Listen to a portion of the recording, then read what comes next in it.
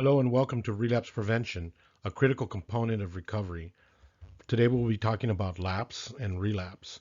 My name is Carlos Sigarroa and I am a substance use disorder counselor.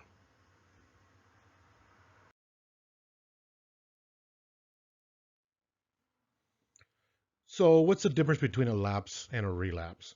I get asked this question a lot, and while there's no hard and fast rules, there are a few general characteristics that we can use to examine the difference between a lapse and a relapse. A lapse can be a one-time use of a substance.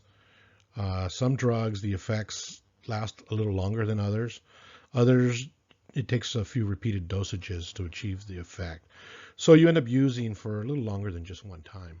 Could be a few hours, a day, a night, or even a weekend. Versus a relapse, where you continue to use over and over again for a longer period of time.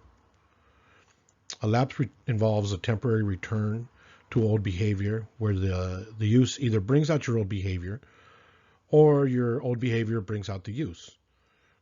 Hanging out with old friends, behaving in a way you didn't act when you were sober, those types of things. Versus a relapse, which is a full-blown return to the old behavior. You're back. You're doing the same things you used to do.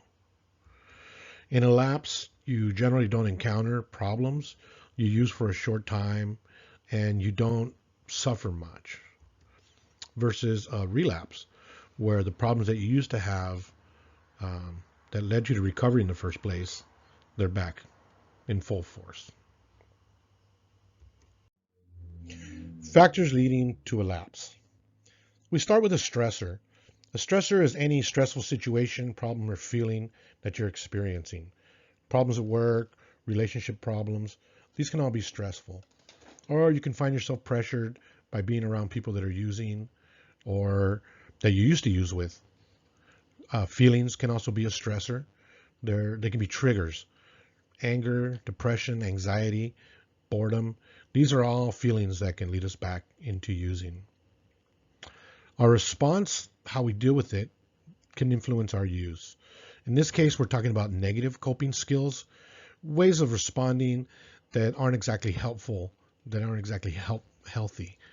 A negative coping skill could be overreacting to a problem, getting angry, or making a small problem into this big catastrophe. The problem with negative coping skills is that they don't serve to help, and you can end up making things worse. Tied into our response is our thoughts. Negative reactions to problems can lead to negative self-thoughts. These thoughts can be self-destructive and can lower our self-esteem. Or we might perceive positive thoughts about using, where we look at the substance in a positive light. We might think, well, this will make it better. This will make it all go away. We forget the negatives about using, instead looking at the use as a positive thing. So a stressor coupled with the response and thoughts can lead to a lapse. Sometimes it may seem that we go straight from a stressor into a lapse. And in fact, using because of stress is in itself a negative coping skill. But tied into that stressor, there is a response and there is thoughts before the lapse. Sometimes it goes so fast that we're not aware of it, or sometimes we're just not paying attention. There are a number of ways that a lapse can lead to a relapse. It depends sometimes on the outcomes of the lapse. We could experience a positive outcome from our lapse, like maybe the lapse made the stress easier to deal with, or we enjoyed the lapse. This can be perceived as a positive outcome. Or we could have no consequences as a result of our use, our lapse. Maybe no one notices. Maybe you end up getting away with it. This can lead us into a false sense of security. So the next time we encounter a stressor, we react in the same way, or we think we can get away with it again. Or we might have negative outcomes from our lapse, such as losing our job, our place to live, losing a relationship as a result of our lapse. This leaves us at a risk to continue our use.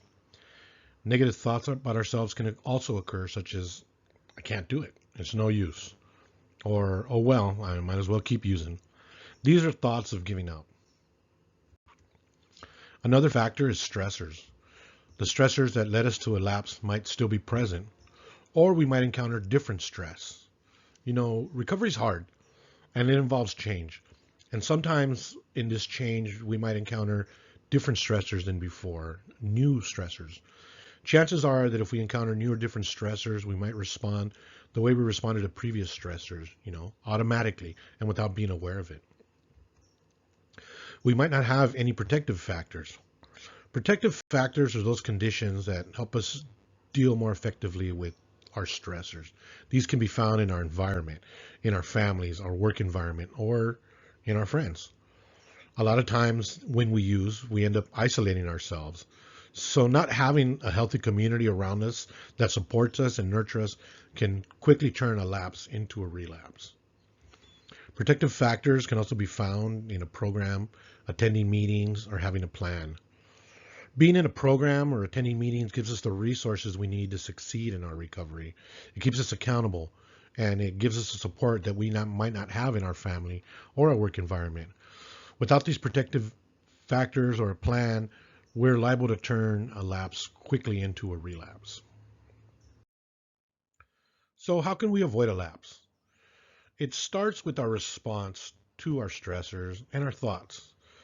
In this case, we're talking about positive coping skills, talking about your problems, exercise, relaxation techniques like meditation, yoga, deep breathing. Those kinds of things are all positive coping skills that can help you to deal with the stressors. We'll be talking about positive coping skills in another video. But positive thoughts are also crucial in dealing with our stressors, knowing that we can deal with our stressors, a belief in ourselves, focusing on the bright side. This can all help us ease the negative effects of our stress. Playing the tape all the way through, that can be very helpful. It means examining the consequences of using. Play it out. What's the worst that can happen? Where can this lapse lead me? Consider where it can take you. Playing the tape through can help you distract yourself from using and remind you of where you don't want to go. And plan. Have a plan. Plan for dealing with stressors, situations, or feelings of wanting to use. Plan on how you can avoid using, maybe exercise or staying home instead of being around the friends that use. Plan on how you're going to use your free time instead of using. Maybe it's a meeting, a church, or spending time with your family. If we do have a lapse, how can we prevent it from leading into a relapse? First, examine the lapse. What were the factors? Why did it happen? What caused it? And what were the consequences? Or what could have been the consequences? Next, your motivation. Why are you trying to change? What do you have to gain? Sometimes it helps us to look at the big picture. Most importantly, have protective factors. Find the support you need in your family, your work circle, or your friends. Who do you trust? Who can you talk to? It doesn't have to be about recovery. It could be people that you enjoy being around that don't use, people that you do sports with. Next, find some of the resources that you need to help you. A program, meetings, or a counselor. These resources are great for finding help, for finding people that understand you, that understand what you're going through, what you're trying to achieve, that understand what you're struggling with. Have a plan. They say that sometimes we don't plan to fail, we just fail to plan. So have a plan for dealing with problems. Have a plan for what you want to do, for where you want your life to go. So here's a brief summary. Stressors are people, places, things, and feelings that give us trouble, that make it harder for us to stay sober. We've seen how these can lead to a lapse or a relapse. Coping skills are the way we deal with our stressors. You may have negative or positive coping skills. Examine them for what they are.